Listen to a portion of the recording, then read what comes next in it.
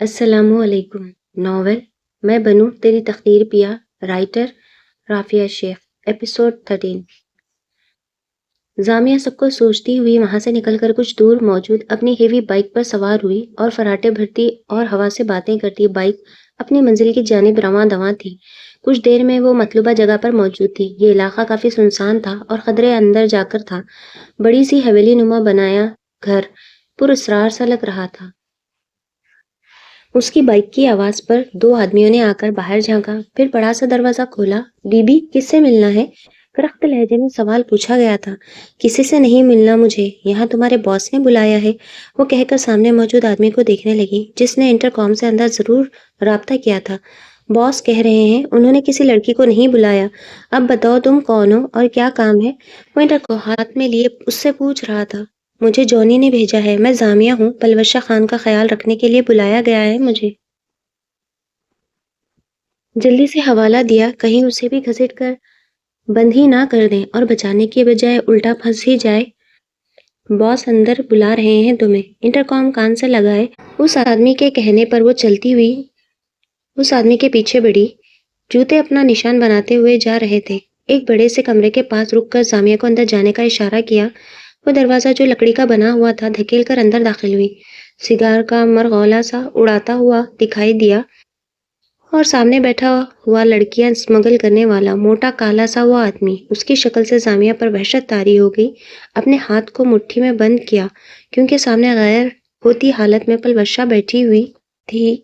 سرخ آنکھیں اس کی جانب اٹھائے، وہ اسے جانتی تھی، پہچانتی تھی، وہی تو تھی ایک جس سے پلوشہ کو سب سے زیادہ خار تھی۔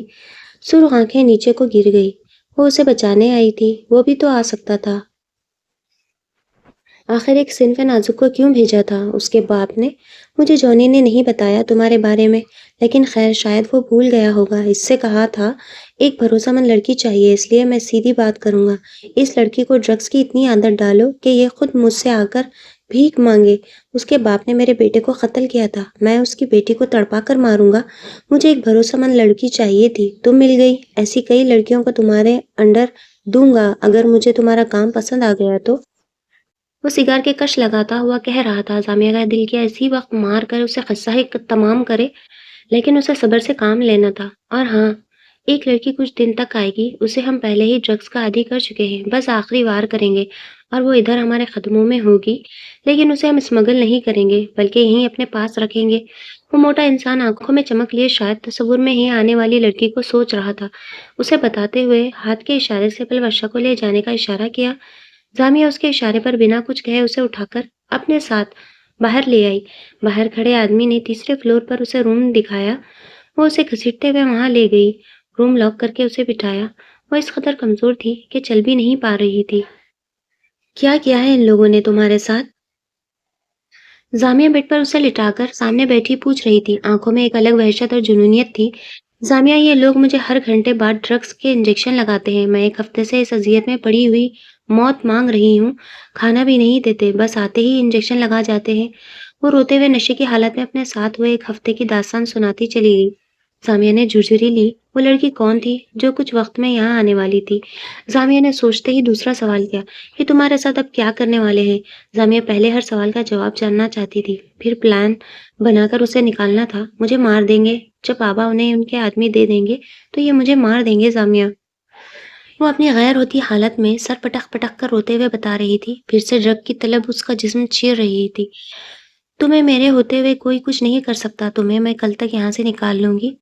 پلوشہ، تم ان دنوں ڈرگس دیے جانے پر اس کی عادی ہو چکی ہو، تمہیں وہ نہ ملے تو تم تڑپو گی، تمہارا جسم بھی تکلیف جھیلے گا۔ میری بات سننا، میں تمہیں مزید اس ناسور کی مانند چیز سے دور رکھوں گی، لیکن تمہیں اس تکلیف اور طلب کو برداشت کرنا ہوگا۔ پلوشہ، بولو، کرو گی نہ برداشت؟ زامیہ اس کے بالوں کو چہرے کے پیچھے کرتے ہوئے اس کو حقیقت سے آگاہ کرتی ہوئی پوچھ رہی تھی۔ اس نے نیند کی کیفیت میں ہاں میں سر ہلایا، بولنا مشکل لگ رہا تھا۔ وہ سو چکی تھی۔ کچھ دیر میں ایک آدمی آیا، انجیکشن اس کے بازو میں لگانے لگا۔ زامیہ نے روک دیا، مجھے دو، میں لگا دیتی ہوں، مجھے باس نے یہ کام دیا ہے، اس لڑکی کو ڈرگس دے کر پاگل کرنا میرا کام ہے۔ زامیہ نے کہتے ہوئے اس کے ہاتھ سے انجیکشن چپٹ لیا۔ وہ گھوری ڈالتا ہوا باہر نکل گیا۔ زامیہ نے اس کے چاہتے ہی انجیکشن کو پانی میں بہا کر اس کے اندر موجود مائع کو ضائع کر دیا۔ जामिया को मालूम था पलवशा को ये ना मिलने पर अटैक पड़ेंगे। वो इसी सोच से परेशान थी और उसे कुछ देर बाद होने वाली उसकी हालत से खौफ महसूस हो रहा था। वो अब तक अनगिनत लड़कियों को देख चुकी थी जिनको ड्रग्स का आदी किया गया था। वो जब नशे की हालत से बेचैन वजूद लिए चीखती और तड़पती थी, जामिया के लिए हर बार ये मंजर देखना पहली बार देखने वाली अजियत देता था। वो सर हाथों में गिराए एक-एक गद्दार को कैफरे किरदार तक पहुंचाने के लिए पुरअज़म थी। कुछ देर में पलवशा ने चीखना शुरू कर दिया। अक्सर वो ड्रग्स लेने के बाद भी करती थी, इसलिए कोई आदमी अंदर ना आया। उसकी वहशतनाक आवाज़ सुनकर भी जामिया उसकी हालत पर अफ़सोस से देखती थी। कभी कुछ करती तो कभी कुछ। पूरी रात उसने बंद आँखों से ज़ियत में गुज़ारी थी। उसके बालों में नरमी से हाथ चलाती कहीं से भी वो जामिया नहीं लग रही थी, जो मीसम को उसके नाम से चिढ़ाया करती थी। सुबह हुई तो जामिया कुछ देर के लिए सोने लेट गई। बहुत सुबह-सुबह पिंडी जा चुका था। एक दिन बाद आना था और ये जामिया के लिए अच्छा मौका था पलवशा को निकालने का। वो अपने आप को फ्रेश करने के लिए कुछ देर सोना चाहती थी। दोपहर में शोर-शराबे से उसकी आँख खुली। किसी लड़की को लाया गया था, शायद लड़की के मुँह को दबोचा हुआ था, इसलिए उसके मुँह से आवाज़ नहीं निकल रही थी। जामिया बाहर निकली तो देखा उसको एक कमरे में बंद कर दिया गया था। उस लड़की के पास किसी को नहीं भेजना। बॉस शाम में आएँगे, पहले वो मिलेंगे फिर ही उसको ड्रग्स देना।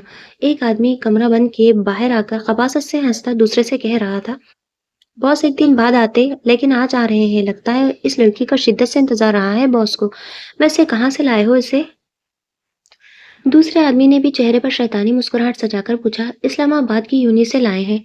आसान शिकारती ड्रग्स की भीख मांग रही थी। हमने कहा हमारे साथ चलो दे देते हैं। खामोशी से आ गई। रास्ते में कुछ ड्रग की तलब ने उसकी हालत खराब की और कुछ शायद उसे महसूस हो गया कि हम उसे कहीं किडनैप करके ले जा रहे हैं। शोर करना शुरू कर दिया। फिर इंजेक्शन के बाद सोती हुई आई है। यहाँ आकर जाग गई है।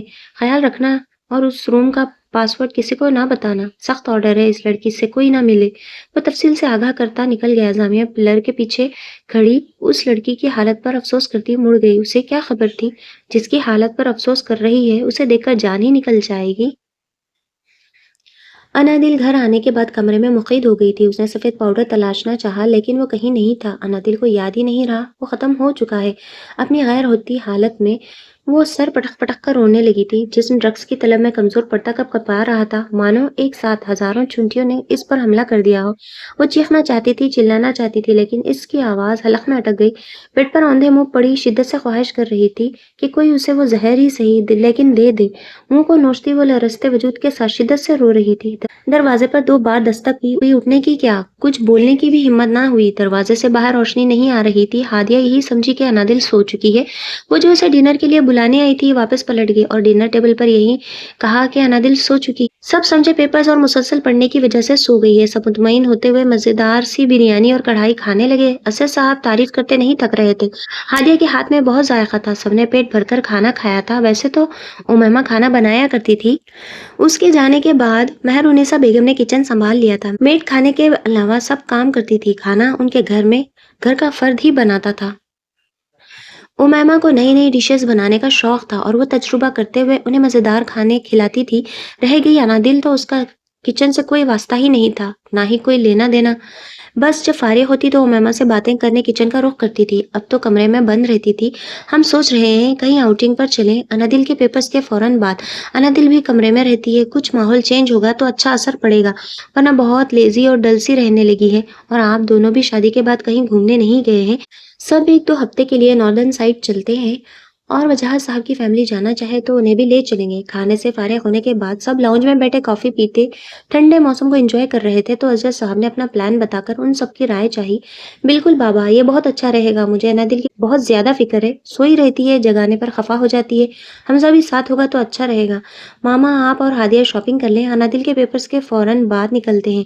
मैं भी अपने रूटीन लाइफ़ से बोर हो चुका हूँ।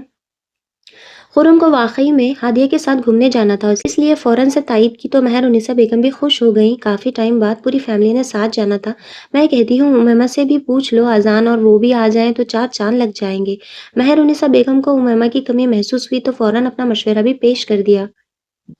मामा मुश्किल है, कल ही बात हुई है मेरी। कहती है 6-7 महीने से पहले आना पॉसिबल नहीं है।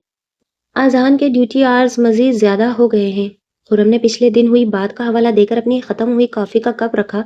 हादिया इस दौरान उठकर जा चुकी थी। खुर्रम आजकल नज़रों से उसे बहुत कन्फ्यूज़ और बौखलाने पर मजबूर कर देता था। چلیں جیسے ہماری بیٹی کو سہولت ہو، جب وہ پاکستان آئیں گی تو ہم دوبارہ کسی دوسری جگہ کا پروگرام سیٹ کر لیں گے۔ اجز صاحب نے مایوس کن لہجے میں کہنے کے بعد خوشی سے دوسرا حل پیش کیا تو مہر النساء بیگم خوش ہو گئی۔ انہیں امیمہ کی کمی کھلتی تھی، اوپر سے انادل کا رویہ ایسا تھا جیسے گھر میں مہمان ہوں، اور ہادیہ بولتی کم سنتی زیادہ تھی۔ ایسے میں امیمہ کی یاد آنا فطری عمل تھا۔ ادھر ادھر کی باتوں میں مصروف خرم ٹائم دیکھتے ہوئے اٹھا اور ایک نظر انادل کے کمرے کو دیکھ کر اپنے کمرے کی جانب بڑھ گیا۔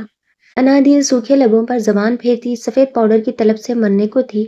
ایڈکشن اٹیک شدید ہو رہا تھا۔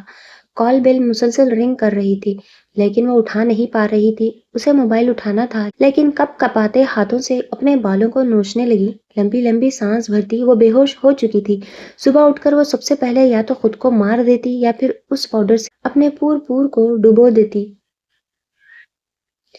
حمزہ کال پر کال کر کے ہمت ہار چکا تھا۔ رات 11 بجے اسے خرم کو کال کرنا مناسب نہیں لگ رہا تھا، اس لیے لمبی سانس خارج کرتا سلیپنگ ایریا میں آف وائٹ کرٹنز ہٹاتا چاند کی روشنی میں کمرے کو نہلا گیا۔ آج کچھ اچھا نہیں لگ رہا تھا، دل میں وحشت اور تکلیف سی محسوس ہو رہی تھی۔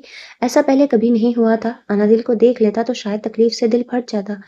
حمزہ نے ایک بار اور کوشش کرنے کا سوچتے ہوئے سائڈ ٹیبل پر رکھا موبائل اٹھایا اور کال کرنے لگا۔ مسلسل بیل جا رہی تھی لیکن دوسری جانب نو ریسپانس تھا۔ حمزہ واپس موبائل سائڈ ٹیبل پر رکھتا بیڈ پر نیم دراز سا ہو گیا، پھر کچھ سوچ کر اٹھا۔ دل کی حالت جوں کی توں تھی۔ اس سے چھٹکارا حاصل کرنا آسان نہیں لگ رہا تھا۔ الماری کی سلائیڈ ڈور اوپن کرتا، ایک دراز سے کچھ چیزیں نکالتا، واپس بیڈ تک آیا تھا، سامان کو بیڈ پر پھیلا دیا۔ ایک رومال جو کہ انادل کو حمزہ نے آنسو صاف کرنے کے لیے دیا تھا جس سے وہ نوزی پہنچ گئی تھی۔ حمزہ سوچتا ہوا مسکرایا۔ ایک ڈرائنگ جو انادل نے حمزہ کو اس کی فرمائش پر بنا کر گفٹ کی تھی۔ ہوا کچھ یوں تھا، حمزہ نے اسے کہا کہ اسے ڈرائنگ بنا کر دے۔ وہ کسی وجہ سے حمزہ سے ناراض تھی اور غصے میں حمزہ کا اسکیچ جو کہ عجیب سا کارٹون تھا وہ بنا کر دے دیا۔ اسے دیکھ کر اس وقت تو حمزہ کو صدمہ ہوا تھا لیکن اب وہ اسے دیکھ کر مسکرا دیتا تھا۔ نیچے ایک کیپشن میں حمزہ میر پاگل لکھا ہوا تھا۔ وہ کیپشن دوبارہ پڑھتا اور زور سے ہنس دیا۔ پیپر کی سطح پر ہاتھ پھیرتا حمزہ مسکرا رہا تھا۔ ایک واچ کو بہت حفاظت سے رکھا تھا، اسے ڈبے میں سے نکال کر اپنی آنکھوں کے سامنے کیا۔ یہ واچ انادل کو بہت پسند تھی جو کہ وجاہت صاحب نے اس کی برتھ ڈے پر دبئی سے بطور گفٹ بھیجی تھی۔ انادل کے لیے سیم ویسی ہی واچ منگوائی تھی لیکن وہ غائب ہو گئی تھی اور حمزہ نے جب سے اب تک سنبھال کر رکھی تھی۔ البتہ گھڑی نے کام کرنا چھوڑ دیا تھا۔ حمزہ اسے ٹھیک کروا لیتا لیکن اب وہ اولڈ فیشن ہو چکی تھی۔ حمزہ کی وہ پینٹنگ جو اس نے اسکول میں اپنے اور اینا کو مد نظر رکھتے ہوئے بنائی تھی، ویران سے جنگل میں روتی ہوئی اینا کے پاس جگنو لے کر آتا ہوا حمزہ میر، اس کی کاپی وہ دوبارہ بنا کر اپنے پاس محفوظ کر چکا تھا کہ انادل کو ملنے پر دکھاتا، لیکن اب وہ دکھانے کا فائدہ نہیں تھا، اسے کچھ یاد ہی نہیں تھا تو یہ پینٹنگ کیسے یاد رہ جاتی۔ حمزہ لمبی سانس بھرتا اٹھ کر واپس ان چیزوں کو ان کی جگہ پر رکھ آیا۔ انادل کے وقتاً فوقتاً دیے گئے سارے گفٹ اسی حالت میں اس کے پاس موجود تھے، کبھی وہ واچ دیتی تو کبھی پرفیوم، ہر برتھ ڈے پر الگ گفٹ دیا کرتی تھی۔ حمزہ واپس بیڈ تک آیا اور موبائل اٹھا کر ٹائم دیکھا، رات کے 2 بج رہے تھے۔ وہ اتنی دیر انادل کے خیالوں میں گم رہا تھا، لبوں پر مسکراہٹ نے احاطہ کیا۔ اس کے علاوہ حمزہ نے کبھی کسی کو سوچا بھی نہیں تھا۔ خود کی حالت پر سر جھٹکتا ہوا وہ سونے کے لیے دراز ہو گیا۔ ٹھنڈ میں بھی بنا ہیٹر کے ونڈوز اوپن کیے حمزہ آنکھوں پر بازو رکھ گیا۔ انادل کو یاد کر کے دل تھوڑا آزاد ہوا تھا لیکن اسی کی یادوں میں کھوئے حمزہ کب سویا اسے پتہ نہ چل سکا۔ خرم جب روم میں پہنچا تو ہادیہ کو صوفے پر گٹھڑی بنے سوتا ہوا پایا۔ وہ لب بھینچے اسے دیکھے گیا جو اس سے انجان پڑی سو رہی تھی۔ ہادیہ، یہ کوئی جگہ ہے سونے کی؟ وہ اس کے سر پر پہنچ کر پکارتے ہوئے تیز لہجے میں کہہ رہا تھا لیکن وہ نیند کی پکی تھی، ٹس سے مس نہیں ہوئی۔ ہادیہ، لاسٹ ٹائم بول رہا ہوں، بیڈ پر جا کر سو، اتنی غیر آرامدہ ہو کر سو رہی ہو۔ اب کہ وہ جھنجھلا کر اسے ہلا کر کہا۔ وہ ہڑبڑا کر اٹھتی، حیرت سے اسے تکنے لگی۔ ایسے کیا دیکھ رہی ہو؟ میں کہہ رہا ہوں بیڈ پر سو جا کر، پاؤں بھی نہیں پھیلا پا رہی ہو، وہ کہتا ہوا الماری سے اپنا نائٹ ڈریس نکالنے لگا۔ نہیں، میں آپ کی بات نہیں مانوں گی، وہ کہہ کر دوبارہ 3 سیٹر صوفے پر پاؤں موڑے چہرہ اس کی جانب سے پھیر گئی۔ وہ اب بلا وجہ اس کی ناراضگی سے تھک چکی تھی۔ وہ بات کرنے کی کوشش میں ہلکان ہوتی لیکن وہ شوخ بنا سب کے سامنے گھورتا تھا اور روم میں آ کر کوئی بات بھی نہیں کرتا تھا۔ ہادیہ نے سوچ لیا تھا اب وہ بھی اسے اسی کے انداز میں جواب دے گی۔ جامعہ کی پڑھائی کتاب سے وہ اچھائی اور محبت کا سبق یاد کر کے بھول چکی تھی۔ وہ جو الماری سے کپڑے نکالے چینجنگ روم جا رہا تھا، اس کی بات پر پلٹ کر اس تک پہنچا۔ کیوں نہیں مانو گی میری بات؟ شوہر ہوں تمہارا، میری بات نہیں مانو گی تو کس کی مانو گی؟ اس کی جس کے ساتھ بھاگ رہی تھی۔ خرم اچانک سے ہر لحاظ بھولے چیخ پڑا۔ اسے بھی سب کچھ کلیئر کرنا تھا۔ ہادیہ کو ارد گرد دیکھتے اسے محسوس ہو چکا تھا، اس کا دل اسے سامنے دیکھنے پر ضد کرتا تھا، لیکن وہ انا پرست انسان بنا ہوا تھا۔ اسے بولنے پر مجبور کرنے کے لیے خرم نے یہ حربہ استعمال کیا کہ کیا میں کس کے ساتھ بھاگی تھی؟ وہ جو یہ سوچ کر آنکھیں میچے پڑی تھی، اس کا نہ ہی حکم مانے گی نہ کوئی بات سنے گی، اس کی ایسی بات سن کر اچھلی تو پڑی تھی، صوفے پر بیٹھی آنکھیں پھاڑے اسے دیکھتے ہوئے ہکلا گئی تھی۔ زامیہ کا شک صحیح تھا، وہ اس پر اعتبار نہیں کرتا تھا۔ وہ ہی جس کے ساتھ شادی کے سپنے دیکھ رہی تھی اور شادی کے بعد بہتر زندگی کے ساتھ پڑھنے کے سپنے بھی سجا رہی تھی۔ خرم کی آنکھوں میں نرمی تھی، البتہ لہجہ سخت ہی تھا، تاکہ ہادیہ اس کی بدگمانی دور کرنے کے لیے ہی صحیح سب کچھ کہہ ڈالے، وضاحت صحیح کچھ تو بولے۔ کیا آپ کو مجھ پر ذرا سا بھی اعتبار نہیں ہے؟ ہم 2 مہینے سے ساتھ ہیں، آپ مجھے تھوڑا سا بھی نہیں جان پائے؟ وہ الٹا اس سے سوال کرنے لگی، آنکھوں میں پانی تیرنے لگا، نیند سے بوجھل آنکھیں خرم کو نرم کر رہی تھی۔ اس نے سر گھما کر لمبی سانس لے کر خود کو کمپوز کیا کہ آج سخت رویہ رکھ کر سب گلے شکوے اور شکوک ختم ہی کر دے۔ نہیں ہے اعتبار؟ کیا مجھے یہ پتا چلے کہ میری بیوی کسی اور میں انوالو رہی تھی اور میں تمہیں اتنی آسانی سے قبول کرنے کے ساتھ اعتبار بھی کرنے لگوں گا؟ بتاؤ، ابھی بھی اسے یاد کرتی ہو جب ہی مجھ سے بھاگتی ہو؟ وہ پے در پہ وار کرتا ہادیہ کو رلا گیا۔ وہ روتی ہوئی نفی میں سر ہلا رہی تھی۔ اس کے کردار پر بات آئی تھی، وہ کیسے سہ لیتی؟ زامیہ سچ کہتی تھی، وہ بہت بے وقوفانہ حرکت کر چکی تھی۔ وہ اپنے شوہر کا اعتبار نہیں جیت سکے گی۔ میں نہیں کرتی تھی کسی سے محبت، میں بھاگی ضرور تھی، لیکن وہ محبت نہیں تھی، ہرگز نہیں تھی۔ مجھے بس مومانی جان نے جو کہا کر دیا، اور مجھ پر اب ہر کوئی تہمت لگا رہا ہے۔ میں بد کردار ہوں، کہا نا؟ نہیں بھاگی تھی میں، نہیں کی تھی محبت۔ وہ صوفے سے کھڑی ہوتی لرزتی ہوئی چیخ کر بولی تھی کہ خرم کو اسے خود سے لگانا پڑا۔ وہ کھڑا، اس کا سر اپنے سینے سے ٹکائے سر تھپک رہا تھا۔ وہ جو کہلوانا چاہتا تھا کہلوا چکا تھا۔ وہ اس کے سینے سے لگی بار بار یہی کہے جا رہی تھی، نہیں بھاگی تھی میں، نہیں کی تھی محبت۔ شش، چپ ہو جاؤ ہادی، مجھے پتا ہے تم بد کردار نہیں ہو، پلیز آئندہ اپنے لیے ایسے الفاظ استعمال نہیں کرنا۔ نہیں کی تھی محبت تو اب کر لو مجھ سے، اپنے شوہر سے۔ وہ کہتا ہوا اس کے دونوں ہاتھوں کی پشت کو لبوں سے لگا گیا۔ ہادیہ کتنے ہی پل بے یقینی کی کیفیت میں گھری رہی، وہ اتنی آسانی سے مان گیا تھا۔ خرم اس کی آنکھوں سے سوال پڑتا ہوا گویا ہوا، زامیہ اور تمہاری سب باتیں سن لی تھی، بس چاہتا تھا تم خود بتاؤ، لیکن آج مجبور کر کے تم سے اگلوانا ہی پڑا۔ وہ اسے دوبارہ سینے سے لگائے بتا رہا تھا۔ ہادیہ دھکا دے کر دھپ دھپ کرتی ہوئی بیڈ پر لیٹ کر چادر منہ تک تان گئی۔ خرم سمجھ کر ہنس دیا، اچھا نا، سوری، تمہیں اتنے دن تک تنگ کیے رکھا، چائنیز گرل۔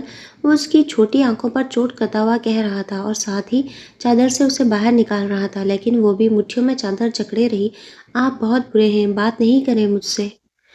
وہ چادر میں منہ چھپائے ہی بول رہی تھی، دل دھک دھک کر رہا تھا، ایسا محسوس ہوتا پسلیاں توڑ کر باہر آ جائے گا۔ اچھا ٹھیک ہے، نہیں کرو بات، وہ کہہ کر چینج کرنے چلا گیا۔ واپس آ کر لیٹا تو دیکھا وہ سو چکی تھی۔ اتنا کچھ ہونے کے باوجود وہ سو چکی تھی۔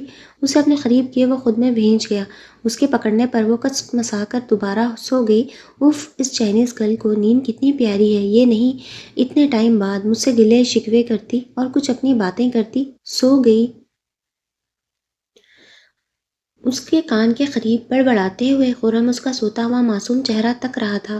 کبھی وہ کان کھینچتا، کبھی کچھ کرتا، لیکن ہادیہ نے ایک بھی بار آنکھیں نہیں کھولیں۔ یوں لگتا سونے کا مقابلہ چل رہا تھا۔ انادل کی حالت سے بے خبر، سب سو چکے تھے۔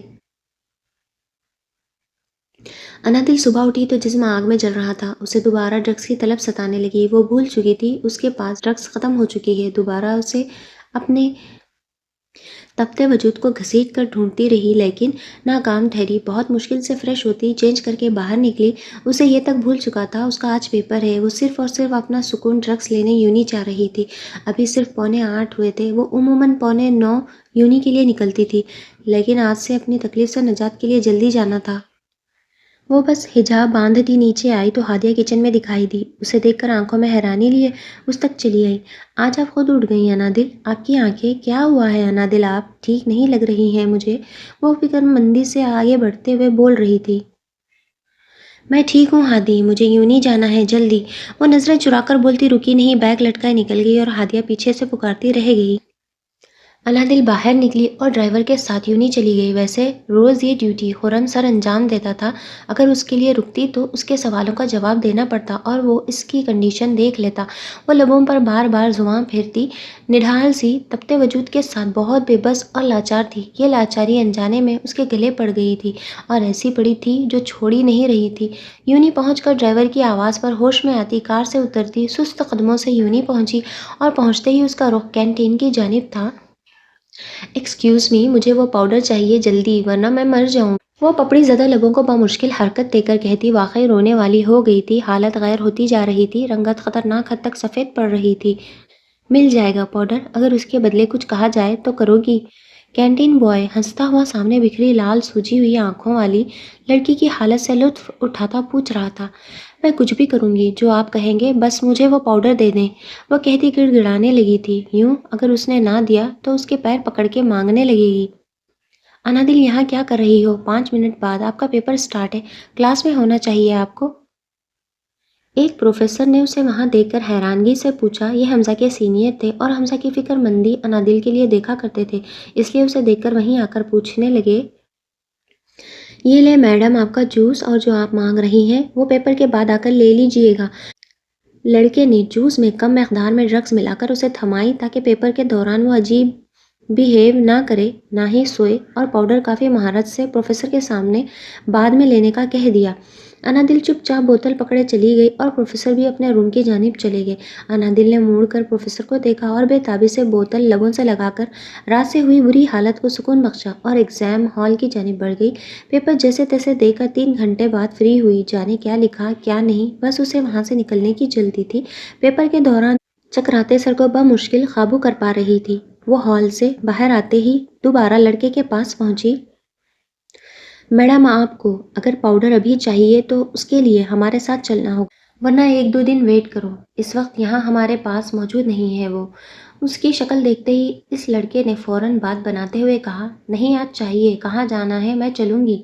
انادل نے کمزور پڑتے جسم کو سنبھالا، انتظار کرنے کا وہ سوچ بھی نہیں سکتی تھی، تبھی جلدی سے کہا اور اس لڑکے کے پیچھے چل دی، پلیز مجھے وہ پاؤڈر زیادہ دینا، مجھے بہت سارا سکون چاہیے، میں نہیں رہ سکتی اور میں بار بار لینے بھی نہیں آ سکتی۔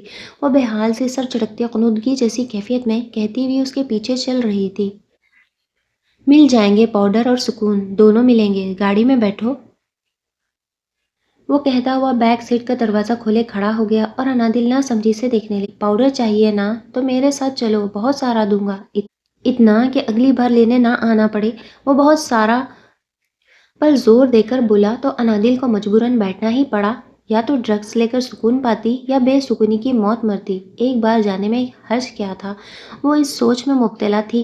گاڑی راستے پر گامزن رہی۔ اس دوران انادل کو بار بار بے چینی ستاتی تو پاگل ہوتی، گڑ گڑا کر بھیک مانگتے ہوئے ڈرگس کا مطالبہ کرنے لگتی تھی۔ اس لڑکے نے سنسان جگہ پر گاڑی روک کر اس کے بازو میں انجیکشن لگا دیا۔ انجیکشن سے وہ بری طرح ڈر گئی۔ مجھے چھوڑو، کہاں لے جا رہے ہو؟ بھائی، حمزہ، میر، بابا، ماما، آپ ہی۔ وہ نیم غنودگی میں ایک ایک کا نام پکارتے بے ہوش ہو چکی تھی اور لڑکا لبوں پر مسکراہٹ سجائے کراچی کی جانب گاڑی کو دوڑا رہا تھا۔ باس 1 ہفتے سے کراچی میں تھا۔ وہ کبھی کراچی، کبھی اسلام آباد تو کبھی کہیں اور ہوتا تھا۔ پکڑے جانے کے ڈر سے وہ ایک جگہ نہیں رہتا تھا۔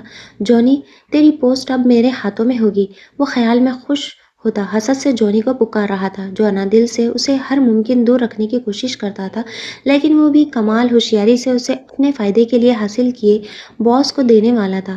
انادل کئی گھنٹوں کے سفر کے بعد اس جگہ پہنچ گئی تھی اور جاگ بھی چکی تھی، لیکن حواس کام نہیں کر رہے تھے۔ اس کا چلنا بھی منمناہٹ کی طرح تھا۔ وہ سب اسے حاصل کر کے مسرور تھے، کیونکہ اس کے لیے باس کی بے تابی اور پسندیدگی کا سب کو اندازہ ہو چکا تھا، اور اسے لانے والا یقیناً باس کا دل جیت لے گا۔ وہ اب بس باس کا انتظار کر رہے تھے، جس نے لڑکی مل جانے کا سن کر 2 دن کے سٹے کو شام تک کر دیا تھا۔ زامیہ روم میں پہنچی تو پلواشا کو تڑپتے ہوئے پایا۔ وہ پھر انجیکشن لگانے کے لیے کہہ رہی تھی، صبر کرو لڑکی، ہم یہاں سے نکل جائیں گے۔ میں چاہتی تھی اس لڑکی کو بھی اپنے ساتھ لے جاؤں، لیکن یہ ممکن نہیں ہوگا۔ میں ایک وقت میں دو نیم مردہ وجود نہیں گھسیٹ سکتی۔ مجھے دوبارہ آنا ہوگا یہاں، لیکن کیسے؟ میں کیسے آؤں گی اس لڑکی کو بچانے؟ وہ پلواشا کو دیکھتے خود سے سوال جواب کر رہی تھی۔ زامیہ مجھے بچا لو پلیز زامیہ، میں آئندہ میسم کو سوچوں گی بھی نہیں۔ پلواشا کی بات نے اتنے سنگین ماحول میں بھی اسے ہنسا دیا تھا۔ پاگل لڑکی، ایسی باتیں نہ کرو، میسم کو یاد بھی رکھو تو مجھے کون سا معلوم ہونا ہے؟ واہ کیا بے نیازی تھی۔ پلوشا کی حالت مزید خراب ہو رہی تھی۔ میں آتی ہوں تھوڑا جائزہ لے کر، تم بس انجیکشن نہیں لینا پلیز، ہاں؟ اور کچھ تکلیف محسوس ہو تو یہ دعائیں ہیں، یہ پڑھنا، انشاءاللہ شفا ملے گی۔ وہ اسے ایک پیپر پر لکھی دعائیں تھما کر کہتی کمرے سے باہر نکلی۔ وہ پوری محل نما حویلی تھی جس کا وہ گھوم کر جائزہ لے چکی تھی۔ پیچھے کی جانب ایک بڑی سی قد آور کھڑکی تھی جس سے دونوں آسانی سے نکل سکتی تھی۔ وہ کچھ سوچ کر پلٹ آئی، ادھر ادھر دیکھا، کوئی آدمی دکھائی نہیں دیا۔ شاید وہ سب نیچے تھے، لیکن وہ رسک نہیں لے سکتی تھی۔ دو تین کمروں کی تلاشی لی، اسے پیٹرول سے بھرا ایک کین جنریٹر کے ساتھ ملا، شاید اسی کے لیے رکھا گیا تھا۔ وہ اٹھا کر لائٹر پاکٹ سے نکالنے لگی۔ پیٹرول احتیاط سے 5-6 کمروں کے باہر چھڑکا، ساتھ پلوشا والے روم میں بھی چھڑک دیا اور لائٹر سے آگ لگا دی۔ اچانک آگ کا شعلہ بھڑک اٹھا۔ پلوشا سب سے بے خبر ڈرگس کی طلب میں خود کو نوچ رہی تھی۔ اچانک زامیہ نے آگ آگ چلانا شروع کر دیا۔ کچھ آدمی بھاگ کر اس تک آئے، کچھ آگ بجھانے کی کوشش کرنے لگے۔ میں اسے دوسرے کمرے میں لے جاتی ہوں، زامیہ نے کہتے ہوئے پلوشا کو گھسیٹا اور باہر لے آئی۔ زامیہ اور پلوشا کو دھوئیں سے کھانسی ہونے لگی۔ وہ کھانستی ہوئی ادھر ادھر دیکھتی، پہلے فلور پر جانا چاہتی تھی۔ وہاں کہاں جا رہی ہو؟ دوسری فلور کے تیسرے روم میں جاؤ۔ ایک آدمی نے اسے مڑنے کے بجائے پہلے فلور کو جاتی سیڑھیاں اترتے دیکھ کر کہا تو وہ دھک سے رہ گئی۔ زامیہ سر ہلا کر روم کے راستے پر مڑ گئی۔ وہ آدمی وہاں سے ہٹا تو زامیہ پلوشا کو کندھوں پر ڈالے واپس اسی راستے پر آ گئی اور تیزی سے سیڑھیاں اتر گئی۔ بیک سائڈ پر کچھ آدمی تھے، اس لیے ایک روم میں چھپ گئی۔ ان کی جب آوازیں آنا بند ہوئی تو زامیہ واپس باہر نکلی اور پلوشا کو پکڑ کر ساتھ گھسیٹتی تیز تیز بھاگنے کے انداز میں اس کھڑکی تک پہنچی جہاں سے اسے نکالنا تھا۔ پہلے پلوشا کو وہاں سے دھکا دے کر باہر کی جانب پھینکا، وہ کرا کر رہ گئی اس ظالم کے ظالمانہ انداز اور طریقے پر، پھر خود نکلتی کھڑکی بند کر گئی۔ اس کے پاؤں پر پتھر لگنے سے خون رسنے لگا تھا، لیکن اس کے چوٹوں کی فکر کرتی تو دونوں ماری جاتی، اس لیے اسے کندھے پر ڈالے وہ چاہتے ہوئے بھی تیز قدم نہیں کر پا رہی تھی۔ اسے تب تک بھاگنا تھا جب تک کوئی آبادی والا علاقہ نہ آ جائے۔ وہ بھاگ کر روڈ پر پہنچتی، ایک پبلک ٹرانسپورٹ میں سوار ہو گئی۔ اس کی بائک وہیں رہ گئی تھی، لے جانے کا رسک کسی صورت نہیں لے سکتی تھی۔ وہ سیٹ پر پلوشا کو بٹھاتی، خود بھی بیٹھ کر پھولی ہوئی سانسوں کو بحال کرنے لگی۔ اسے رہ رہ کر اس لڑکی کے لیے افسوس ہو رہا تھا۔ اس کے پاس اتنا وقت نہیں تھا کہ اس لڑکی کو دیکھ پاتی یا اسے بھی وہاں سے نکال لاتی۔ روم کے لاک کا پاس ورڈ لگا ہوا تھا جسے کھولنا آسان نہیں تھا۔ اسے یہ بھی اندازہ ہو چکا تھا وہ لڑکی بیچنا یا کسی کو دینے کے لیے نہیں لائی گئی تھی، اسے خاص کمرے میں رکھا گیا تھا اور اس کے پاس کوئی بھی نہیں جا رہا تھا۔ مگر باس سے کب تک بچتی؟ زامیہ فکر مند ہوئی۔ وہ دوبارہ کوئی پلان بنا کر اس لڑکی کو نکال لائے گی، لیکن جس کے ذریعے وہ اب تک کام کر رہے تھے، اب تو اس نے بھی پکڑا جانا تھا۔ پلوشا بے ہوش ہو چکی تھی، اسے ڈرگس نہ ملتی تو ایسی ہی بے ہوش ہو جاتی تھی۔ اس کی حالت بگڑ رہی تھی۔ ڈرگس نہ ملنے پر اگر اس کا بروقت علاج نہ کیا جاتا تو اس نے اسی غنودگی میں ہی مر جانا تھا۔ اسے اپنے اپارٹمنٹ پہنچنا تھا۔ وہ تھوڑی دیر میں پہنچ گئی اور کال پر پلوشا کے بابا یعنی اپنے کمانڈر چیف سے بات کرنے لگی۔ اسے یہاں سے جلدی نکالنا تھا۔ کال پر اسے کچھ ہدایت دی گئی اور کچھ دیر میں گاڑی انہیں لینے آ گئی اور وہ اس میں سوار اسلام آباد کے لیے نکل گئی۔ زامیہ نے اپنا مشن بنا کسی نقصان کے پورا کر لیا تھا، لیکن وہ لڑکی